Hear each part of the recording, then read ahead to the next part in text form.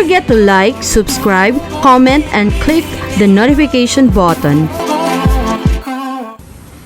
Hi everyone, I am Dr. Larissa Gata, a sociologist, forester, and educator. In this video, I would like you to have a glimpse of my daily routine as a teacher before and during the COVID-19 pandemic.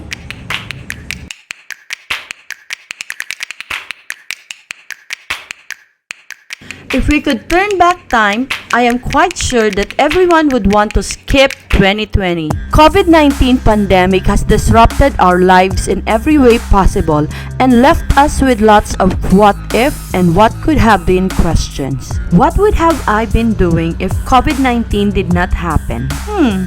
That's a good question. Well, before COVID-19 pandemic, my daily routine as a teacher starts strictly at 3 a.m. Yes, my alarm goes off at 3 a.m.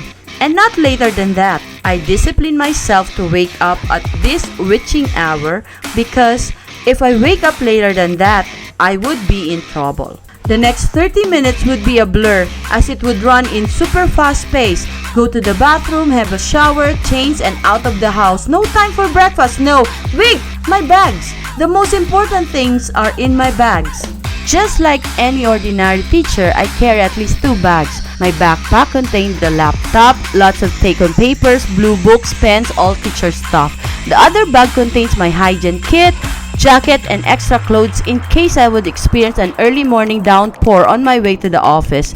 A thick jacket is necessary since my early morning bus would be freezing. Usually, I would wait for the bus to come by the Ep2 de Los Santos Avenue, or more popularly known as EDSA, the longest avenue in the Philippines. Later, I decided for my convenience to ride a taxi from my place to the bus station.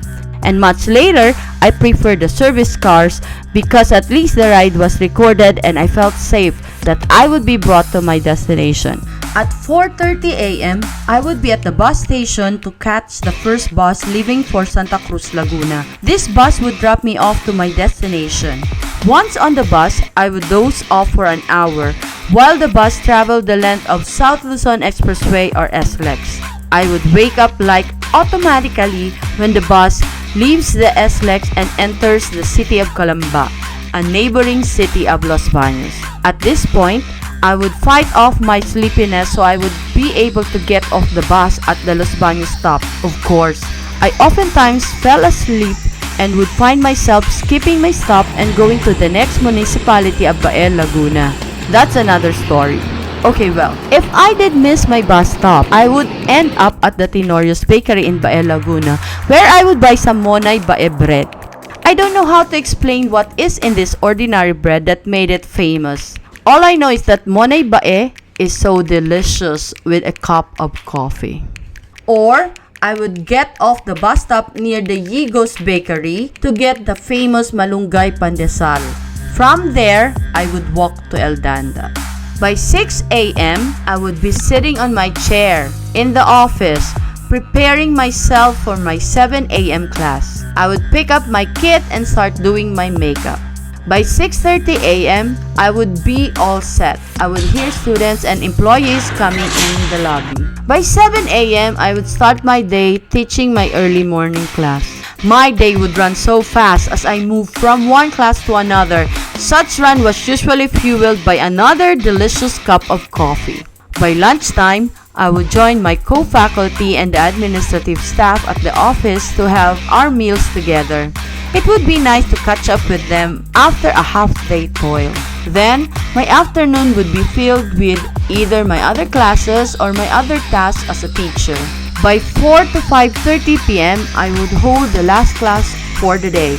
Or not, if I got lucky, I would still have a makeup class scheduled at around 7 p.m. until 9 p.m. Makeup classes were held to catch up on canceled classes due to holidays or typhoons. I had to negotiate with students on their available time slot, and it would be about this time that I would find a common time among 60 to 80 students. They would be cramped in a small classroom, but I thought they enjoyed being together during the makeup classes.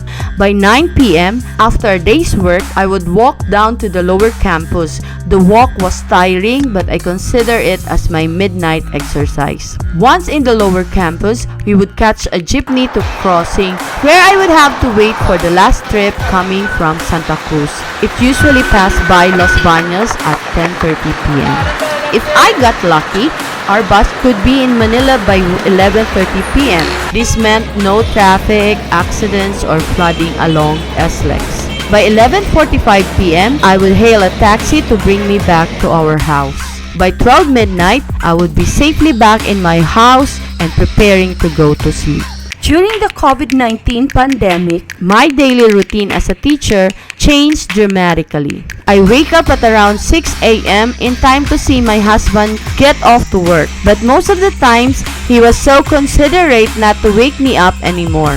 At 7 a.m., I would officially get out of the bed and do my daily chores as a wife and mom. At 8 a.m., I had already took a bath and ready to do my makeup. At 8:25 a.m., I would set up my virtual classroom, adjust my volume and find the natural lighting, switch on my ring light, and connect my microphone. I would enter the virtual classroom and wait for the students to enter one by one.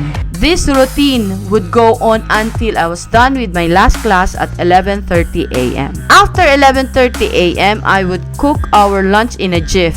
It should be simple and quick but delicious, of course. In fact, I rekindled my love for cooking because I was able to do so more often. After lunch, I would do other tasks and so on until 4 p.m. and it was time for another class. My last class was a synchronous class for my graduate students, so we would meet through the Google Classroom from 6 p.m. to 9 p.m.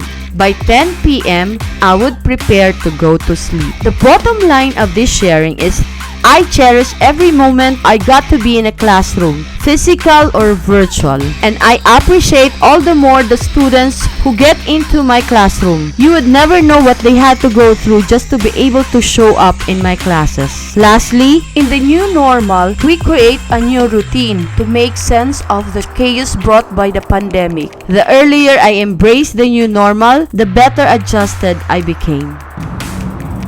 I hope you enjoyed watching the video. Please don't forget to subscribe, like or comment, and ring the notification bell.